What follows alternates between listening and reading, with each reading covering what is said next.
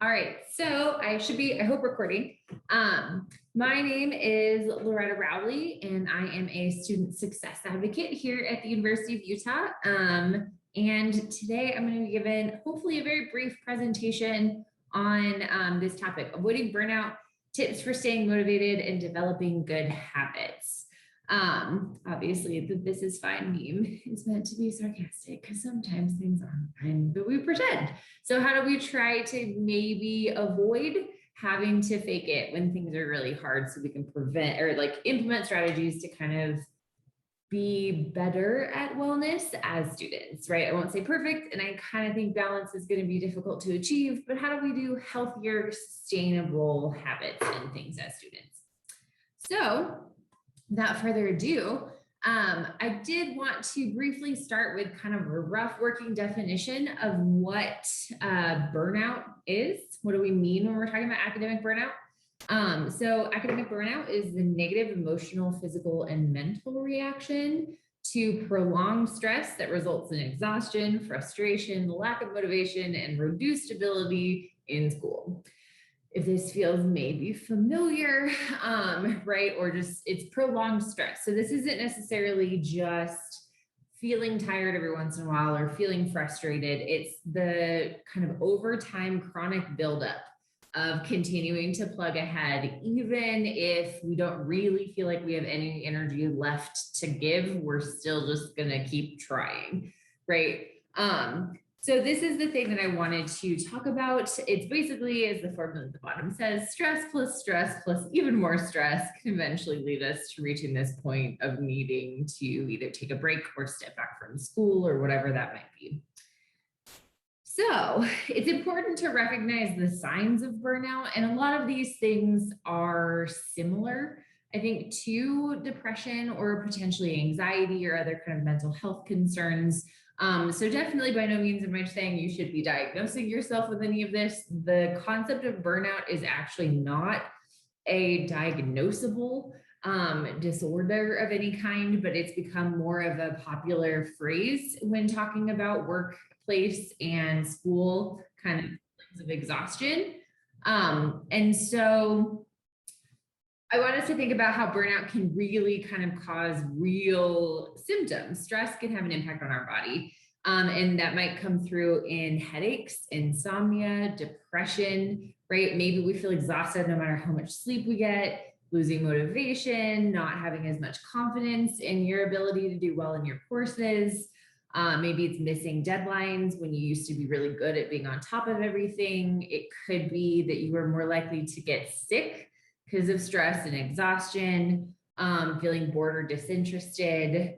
So it's important to know what are the signs and symptoms that might kind of impact you individually. If you've always been somebody who has had issues with focus, then that might be something that maybe isn't new, but is it getting worse? This is, and I'm not saying that they always occur in these steps, but this is another way to think about the different stages of burnout. So maybe it's the beginning of the semester and you have a lot of drive and ambition. You got to take the summer off and do some fun things, so you're feeling refreshed, full speed ahead. You're taking a lot of credit hours. You're also working full time. You're trying to manage a million things at once. And so you start out feeling energized. Then maybe you're pushing yourself to try and do even more. You get asked to do more at work, so you say yes because you want to make a good impression with your boss, right? Maybe that leads to neglecting personal care. You start to feel a little bit lazier on the weekends, those moments when you used to be going to the gym or doing something outside, you're now sleeping in and kind of not changing out of pajamas all day, which, to be fair, the pandemic maybe impacted a lot of our habits in weird ways, right? But maybe we're not doing well with conflict. There's no time for non-work related needs. We've now cut out not just some of the personal care stuff, but anything that's not immediately related to work or school or immediate obligations are easy to kind of cut out of our schedule. Maybe we have denial about how busy we are. It'll be fine. I'm totally fine. We might withdraw or isolate from others. If you notice behavioral changes, depersonalization, inner emptiness, depression, mental or physical exhaustion or collapse, right? This is all of the very harsh realities of the ways that stress can manifest when we do nothing to try and recharge or re-energize ourselves in the meantime. So part of what becomes really important in both recognizing and preventing burnout, but also thinking about how you manage stress in general, is to essentially know thyself. And what I mean by that is, what are the habits that you already have? What reactions or default settings do you have to experiencing stress in your life? And this might not be stress only related to school. It might be stress in other contexts, but maybe you are the type that gets really good at avoiding assignments you don't want to work on, or you procrastinate. You have to wait until the last minute to feel enough pressure to get started on a paper. And then you're under the gun in that last hour before 11:59, right? Maybe you are the all-nighter person and you sacrifice sleep left and right. And you're like, I can operate fine on 3 hours of sleep every day. It'll catch up on the weekend. Maybe that's your go-to kind of coping strategy. I know all of us are really good or bad at having our phones near us at all times. So maybe our phone is sitting next to us all day long and we're constantly checking it and going on social media or doing other things rather than trying to actually fully focus on school or work. Right, as we said on the last slide, eliminating anything we consider non-essential. One of the things, so exercise, cooking good meals for ourselves, social things, any kind of fun hobbies. We get really good at taking those things that feel like luxuries, and those are the first to go when stuff gets really busy with school or work. Negative self-talk or feelings of self-doubt. Maybe we compare ourselves. Social media doesn't help a lot on that when we're looking at everybody's kind of Insta performance of everything's great. We can develop that sense of doubt from comparing ourselves. Maybe it's really easy for all of the other students to look like they totally have it together when we feel like total hot messes or failures. And that sense of comparison can lead to a lot of kind of negative internal self-talk that becomes harder to regulate.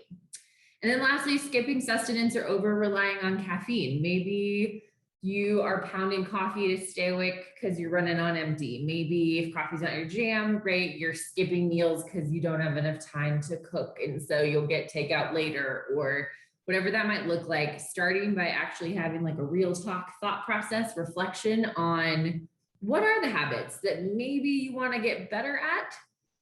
Or maybe what are your kind of go-to defaults when things start to hit that rough part of the semester, which maybe tends to start around midterms? That's another thing. Thinking about, are there any patterns or trends in terms of the timing within a semester when things tend to get a lot harder, or your bad habits or kind of default settings for dealing with stress seem to become more of a thing? All right, so not all stress is bad. Let's be real. You need a little bit of input in the sense of stress as a stimuli when it comes to performance or kind of productivity. So if this is just a nice kind of visualization for understanding how much stress might be okay. If you look in the green section, right, if you have no stress, you have no kind of input whatsoever, you may be inactive, you might be kind of having a hard time, that like unsettled, too much free time feeling. That's a thing I get all the time. I like being busy. And so when you have nothing going on, it can be a bit too difficult to try and get things accomplished. This yellow zone is really what we call optimum stress, because it's enough kind of input for you to feel the push to be productive without tipping into this kind of side of exhaustion and burnout. So it really is about, how do we try to stay kind of in the yellow? Maybe we dip a little into the orange, but do we have strategies to kind of pull ourselves back into a healthier space? Exhaustion, right? Too much stress, overload. If we exist in that space for too long, it can easily tip us into this burnout phase. And part of what's important about kind of the visualization is that once you're here in the red, it's not impossible, but it becomes a lot harder to get yourself back into a space where you can maybe have a healthy management and relationship with kind of stress in your lives. So a few things that I want to talk about. This image on the left is a wellness wheel. You'll find various iterations of it on the internet. But basically it represents the idea that our kind of wellness and who we are as humans is comprised of a lot of different categories. We're complicated, we're complex. That's beautiful. It's not just that school and work are the only things in your life that make up your well-being, right? There's social, occupational, emotional, spiritual well-being, intellectual, nutritional, physical, environmental. All of these things can contribute. And maybe that feels overwhelming to you if you're like, I have to take care of myself in all of these categories. Come on. But I think sometimes a nice switch of mindset is that these are all different strategies that you can kind of tap into when it comes to taking care of yourself. Maybe you're not doing something on that wheel every single day in every category, but you can think about these as good options to choose from. So one of the things that shift in mindset that I think is really useful in thinking about how do we be better as students is one, protect your self-care time. I know the phrase self-care is not exactly the most popular nowadays. But my one friend told me self-care is healthcare, and I kind of like that. So reserve time in your daily or weekly schedules to have check-ins with yourself. This can be a check-in to see what do I got coming up this week, or it could be just an emotional check-in where you're like, how am I? Am I tired? What do I need? There's a really cool strategy for those kind of self-check-ins called HALT, H-A-L-T, it's an acronym. And you ask yourself when you're feeling really empty and drained, am I hungry? It's the H. Am I anxious? A. Am I lonely? L. Or am I tired? T. HALT. So like halt and check in with yourself.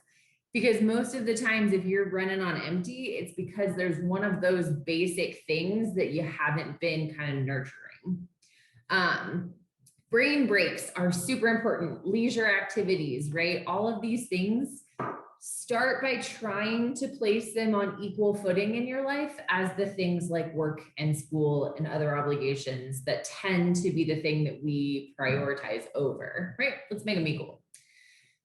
Treating yourself or treat yourself, if you're a fan of Parks and Recreation, right, is essential, because one of the things that we have known and a lot of research shows us is that exercising, eating healthy, and getting enough sleep are three of the things that make the biggest impact on our long-term health.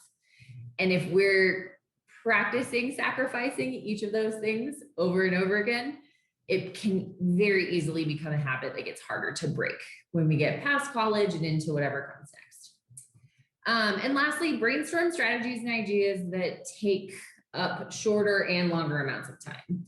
I get that all of us have different schedules, and maybe some of us have schedules that just look insanely designed, and how are we going to accomplish this?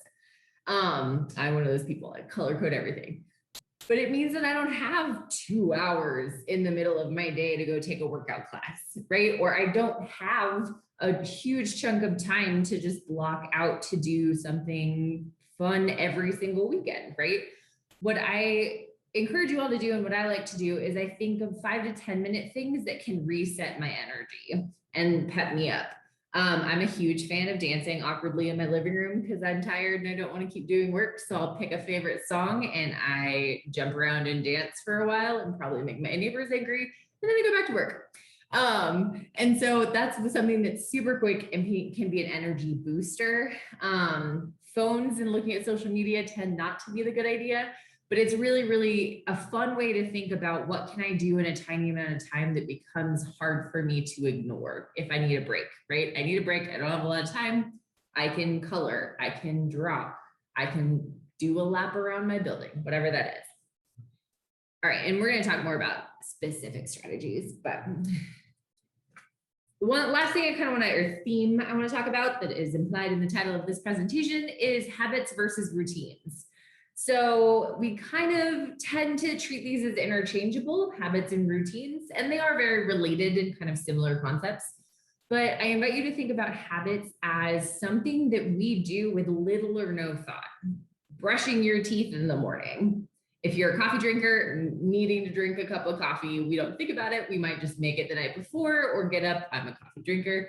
I drink a cup in the morning because it gets me going. I don't have to consciously think, do I want to brush my teeth? I just do it. So it's the little or no thought that goes into a habit, right? So, in comparison, routines are a series of behaviors that we have to frequently and intentionally repeat, right? Some routines can turn into habits, but not all of them. If we want to learn how to play an instrument, right? Playing an instrument is never going to be a mindless habit because we have to put conscious thought into this skill, right? Journaling, not a habit. We have to think about journaling and sitting down and doing it. Exercising can be similar. So when it comes to turning routines into habits, there's a couple recommendations I have for you. One, set your intentions and be realistic, right? If you are trying to make the goal of getting to sleep better, right? Or getting to sleep earlier, maybe you're the 2 a.m. person who's like, oh, I need to go to sleep, but I can't, right? If your goal is to start going to sleep at 9 at night, that's a big jump. That's a way big jump. So being realistic about what types of things you can do. Maybe instead it's, I'm going to charge my phone across the room so I still know that I can hear my alarm in the morning, but it's not next to me. And I'm going to read a book instead, right? That can be something that you turn into a routine to help you go to sleep at night, right? Prepare for roadblocks. Ask yourself, if your goal is exercising, why haven't I had more exercise in my routine before this? Is it time? Is it lack of access? Is it that you don't really want to do it alone? A lot of times recruiting people to be your like kind of partner in working out or accountability buddy or whatever that might be can be a super useful way to overcome some of those roadblocks. Start simple, right? Baby steps. Again, micro kind of habits is one strategy. We're going to talk about a couple others. But you want to make sure that you are implementing small incremental changes over time because that's how you can make a routine turn into a habit. If you're trying to change too much all at once, it can get really easy or really hard to keep. Really easy to drop it, really hard to keep it going. And lastly, show yourself some compassion. You have a lifetime worth of habits that you've unconsciously been reinforcing, and they're going to take a minute for you to maybe start to intentionally implement new strategies. It'll be worth it, but along the way, having a day where you maybe aren't the best, it does not mean that you're failing in any way, shape, or form. So let's think about some additional things. This is roughly what do we want to do in terms of long-term goals maybe, and how do we start to get there? So long-term goals might be having this work-school life balance that everyone talks about that mythically seems to be elusive to most of us. Do we want to be more resilient and have way better stress management skills so nothing really phases us? We got skills for that. Maybe we want to be able to overcome procrastination. It's still a battle of mine, not gonna lie.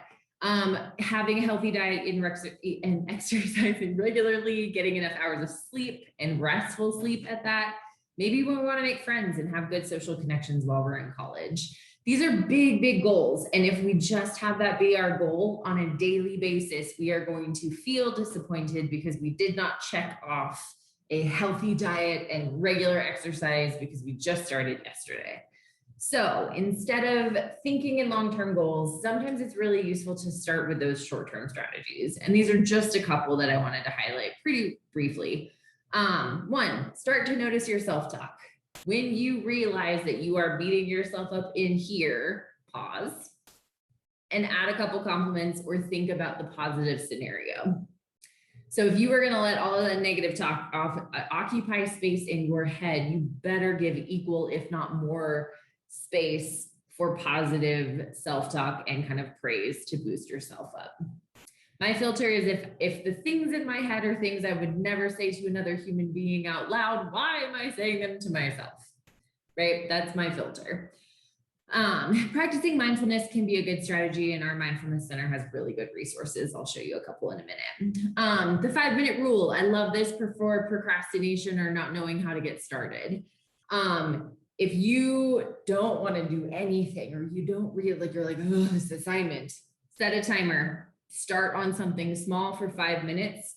The research shows that the majority of the time you will be able to keep working after 5 minutes because you've built up enough momentum. And occasionally, maybe that timer is going to go off in 5 minutes and you're like, yep, that was all I had. That's cool. You still got 5 minutes worth of work done that you wouldn't have done if you didn't try that strategy. That one's really effective for me. Using timers, I'm a huge fan of setting timers for kind of small chunks of time, a half hour, an hour, and I give myself a break, right? If the working time is maybe not the struggle for you, but the break is, use timers to regulate how long you take a break, right? If any of us have ever been on social media where you're like 5 minutes and then 3 hours later, you are deep into YouTube videos of something you didn't intend on looking at, right? That can happen. Set a timer for your break if the thing that you do as a break becomes hard to kind of find an endpoint to. Micro habits, habit stacking, and temptation building. I love all three of these. So micro habits are essentially those incremental adjustments you can make over time that move you closer to a goal. So if you want to get better at going to sleep early, it's those tiny, I'm going to try maybe 10 minutes earlier than I did last night, and I'm going to be stoked on that. Right? If you are trying to add more kind of studying into your day, start with 5 minutes. I'm going to review my notes for 5 minutes at night before I go to sleep. So it's my baby habits that make it so easy that it's hard to say no or hard to kind of be like, I don't have time for that. Yeah, you do. It's small. Habit stacking. So this is the combination of a habit that you know you have and one you want to build. So for me, I make coffee in the morning, part of my routine. I've been starting to do push-ups and or squats while I make it, like waiting for my coffee to percolate. One's a habit I already have. The other one I'm trying to get better at. I make them happen at the same time so that I can kind of start to associate the two together. Temptation building is essentially the exact same thing, but instead of having it be habit stacking, you are taking a thing you don't want to do and you are combining it with a thing that you enjoy. So if cleaning your apartment is the bane of your existence, you are going to pick a podcast or a playlist or whatever it might be, and you listen to that puts you in a good mood while you're cleaning, right? Temptation building is taking the thing that you do not want to do and putting it in the context of something fun or enjoyable to make it easier to tackle. Creating and embracing rituals. This just means that it can be hard to transition. If we're working from home right now, right, all of our work, our life, our leisure, everything's in one spot. So having rituals, starting rituals, I sit down, I open up my laptop, I change the lighting, I light a candle, I pour myself a cup of coffee, right? Whatever that kind of starting ritual could be for you, it helps signal to your brain and body, it's time to do homework and work. Having a separate space for where you do work and where you kind of relax and chill. Combining homework or work with your bed tends to be a horrible combo because you don't really want to focus on work and you kind of want to just take a nap. It can also make going to sleep at night a lot harder because your brain's still kind of like, but this is where we do stressful stuff too with work. So keep them separate. Rituals can also be sleeping rituals. Maybe you journal, maybe you stretch, whatever it might be. Those kind of fun things that become routine can be embraced as a way to start to make those changes. Grounding exercises. If you are having a lot of anxiety, grounding exercises can be really useful to kind of bring you back to a space of calm to keep you from being in that fight or flight kind of mode for a long period of time. These can be breathing exercises. They can also be just noticing your physical surroundings. I love accountability buddies. It's where you can work with somebody else to hold you accountable. This can be remote or from afar or in person. And then the one that I think is pretty clutch is practice saying no. A lot of the times we get really, really good at saying yes to too many things, and then we get stressed out. So think about the things that you say yes to. Is it out of guilt, right? A coworker needs you to cover their shift and you have an exam tomorrow, but they have their friend's thing that they have to go to. And so we feel that, so we say yes. It is perfectly fine to say no to that. And you're not selfish, you're not being mean. It's that you have to be able to look out for your own well-being. And maybe not all of us are good at that, but starting to figure out ways that we can set boundaries and be protective of our own wellness is pretty key to maintaining good health over the long term. All right, I got one more for you. So to kind of recap, things that I want you to think about in general of how you respond to stress. One, what are your warning signs? How do you know you're not doing all right? How do you know that things have gotten harder than you're used to, right? I have anxiety. My default tends to be that. So for me, my kind of chill and calm settings, remember that chill and calm, but I know what the version of things really bad in my life look like versus the things that I can kind of manage through other strategies. What are the strategies that help, right? This is going to take trial and error. Sometimes you try some stuff and you're like, nope, that break was not re-energizing whatsoever. That was super stressful. So give yourself a little bit of window to try and figure that out. What are your reasons? Find your why. What keeps you going? Maybe it's family, maybe it's a better future or better career, maybe it's the interest in your field, maybe it's your values and prioritizing of education and knowledge in general. Whatever that is, your why can be a very useful tool to reset. Your people, who can you call? Who can you reach out to? The university's counseling center is a phenomenal resource. We also have therapy and counseling available through the Women's Resource Center, as well as some really cool resources from the Mindfulness Center and the Center for Student Wellness. And student success advocates. We are here to be people that you can reach out to if you don't remember any of the things that I said in this presentation. We can have these conversations and connect you back to resources. And it's always good to know about emergency resources as well. There is the crisis hotline. We have the Safe UT app, the Trevor hotline for the LGBT plus community. And there's a handful of other places that you can call if you're in crisis or distress. So with that, I wanted to give you my information. So my name is Loretta Rowley. Again, my phone number and email are there. Feel free to reach out if you need anything. And you can always connect with me or other SSAs by going to our website, ssa.utah.edu.